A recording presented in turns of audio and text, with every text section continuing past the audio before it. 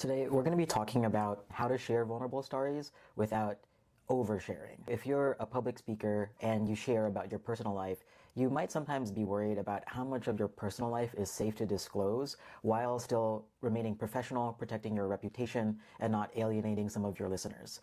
And this is a very common fear among public speakers and people who have a public personality, social media presence, or generally the face of their company. We tend to worry about our reputation, especially when we have such a public platform.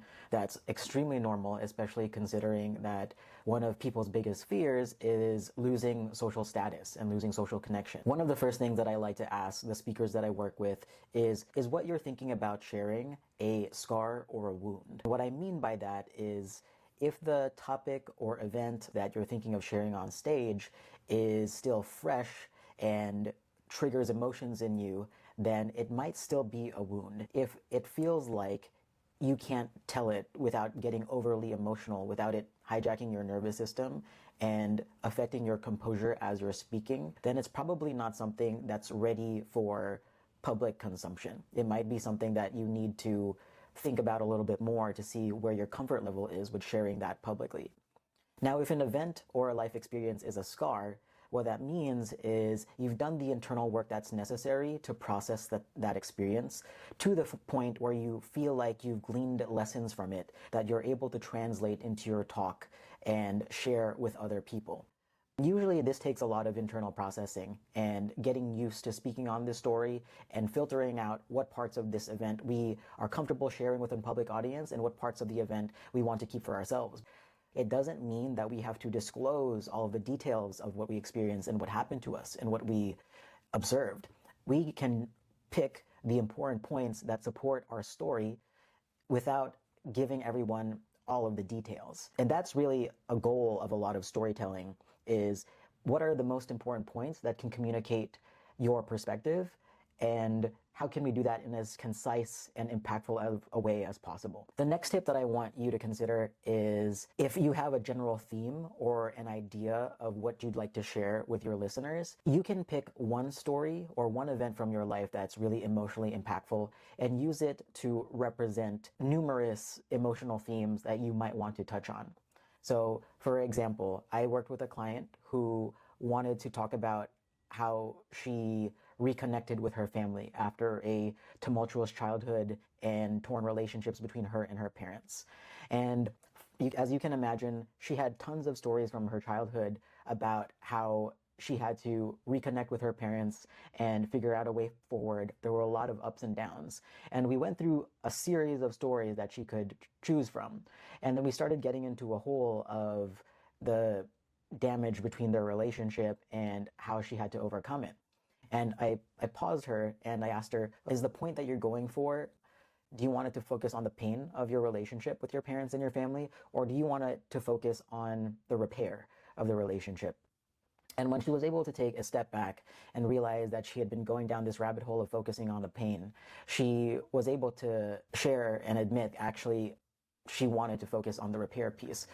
And once she was able to settle into that and reframe how she was thinking about these stories, she was able to just pick one specific story from her childhood that represented the gamut of emotions that she experienced on this journey of rekindling and repairing her relationship with her family.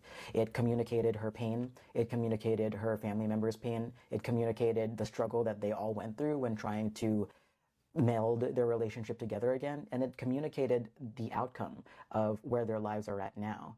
And once we were able to focus on what the goal of sharing her personal story was, she realized that I don't have to share all of these details. I can actually take this one really big event from my life and relationship with my family, and I can see how this one event has different dimensions to it. It just needs to be a representative of this theme that I'm trying to convey.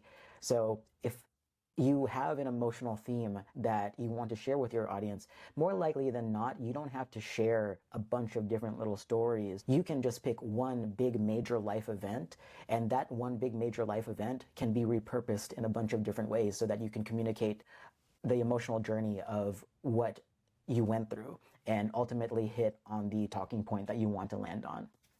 The last tip that I want to share when it comes to sharing vulnerable stories without oversharing is to stay within the bounds of your perspective. Oftentimes, when we experience emotional events in our life, other people are involved. And when other people are involved, it can be very easy for us to cross the boundary of believing that we know what they were thinking. But the thing is, we will never know that because we're not that person. So one way to prevent oversharing while still maintaining your own vulnerability is to speak from your perspective. So if there's someone else who is a main character in this emotional event, you can talk about how things affected you, but I would encourage you to not cross the boundary into making assumptions about why a specific person did something that they did. And part of why I try to steer my clients towards this is because if you are a storyteller, we want to empower you. We want to give your voice the power. We want to give you and your story and your perspective as much stage time and speaking time as possible. We take away from that if we spend too much time in the minds of another character or another person. So those are 3 quick tips for how to share vulnerable stories without oversharing. Remember, it is asking yourself, is this a wound or a scar? And really making a distinction in the difference between what is oversharing versus what is being vulnerable in a way that supports our story. It's focusing on one major event. If we have an event that can hit on the different dimensions of vulnerability without sharing a bunch of vulnerable stories from our life to the point where it dilutes the themes of our story. And then third is speaking from your own perspective and staying within your narrative if you have other characters involved within this personal story that you're trying to share. So those are my 3 tips. I hope that was helpful. Until next time, take care.